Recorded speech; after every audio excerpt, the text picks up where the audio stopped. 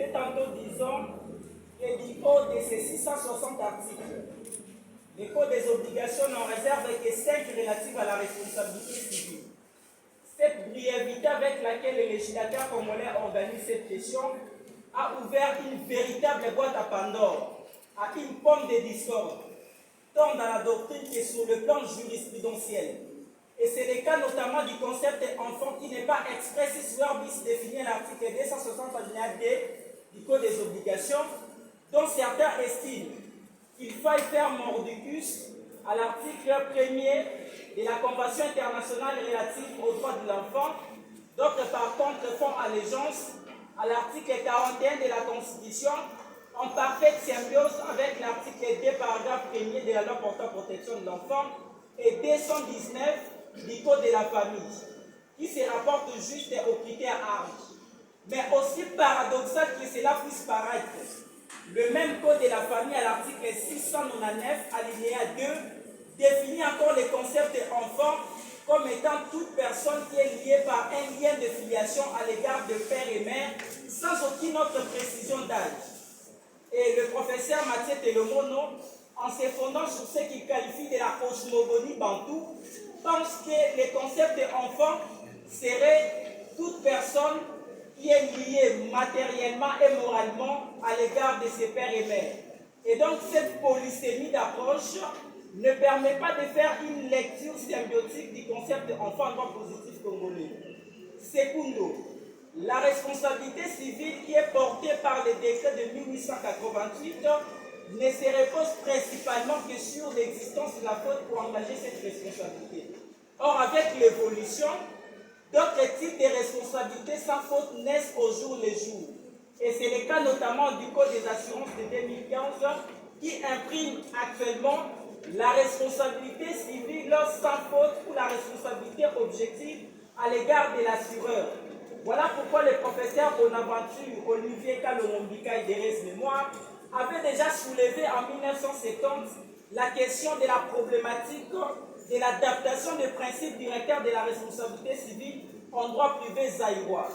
Et tertio, le dysfonctionnement de l'appareil judiciaire congolais ne permet pas actuellement à ce que le victime puisse obtenir tant soit peu une réparation intégrale.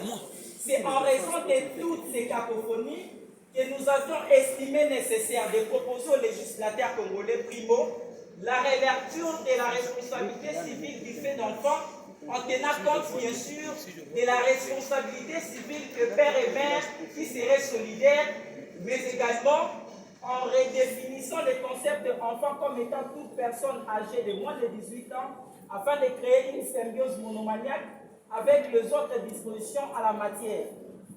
Mais seulement, l'on constate qu'en République démocratique du Congo, la plupart des personnes, même s'ils atteignent l'âge de 18 ans, restent toujours moralement et matériellement dépendants de leurs pères et mères. C'est la raison pour laquelle nous avons également proposé aux législateurs congolais d'introduire la responsabilité civile des chefs de famille qui va se fonder sur l'exercice de l'autorité domestique tel que prévu à l'article 712 du Code de la famille. Nous avons également proposé aux législateurs congolais l'introduction de la responsabilité civile du fait des produits défectueux qui imprime actuellement une responsabilité objective à l'égard du producteur en se fondant bien sûr sur la directive du Conseil de l'Union européenne de 1985. Et enfin, nous avons également proposé l'introduction en République démocratique du Congo d'une médiation civile qui serait considérée comme préalable avant la saisine de la juridiction afin de permettre aux parties non seulement de régler leurs litiges à l'amiable, mais également de resserrer leurs liens sociaux. Comme d'ailleurs l'affirme le professeur Mathieu Telomono Bisangamani dans sa thèse de doctorat intitulée « La responsabilité civile du fait d'enfant entre la romano-germanisation et la transculturalité pour la paix sociale », que la responsabilité civile ne doit pas être conçue seulement comme l'obligation de réparer les préjudices causés, mais également comme un outil puissant de resserrer les liens sociaux. Honorable Monsieur le Président, distingué membre de la composition, il est indéniable de soutenir que toute œuvre humaine est perfectible. Et la mienne d'ailleurs ne fait pas du tout exclusion à cette règle d'or. Voilà pourquoi je la soumets à présent à votre âme d'appréciation afin justement de la purifier comme dans un culte d'exorcisme animé par les prêtres catholiques. Et je reste ouvert à vos différentes observations et remarques. Je vous remercie.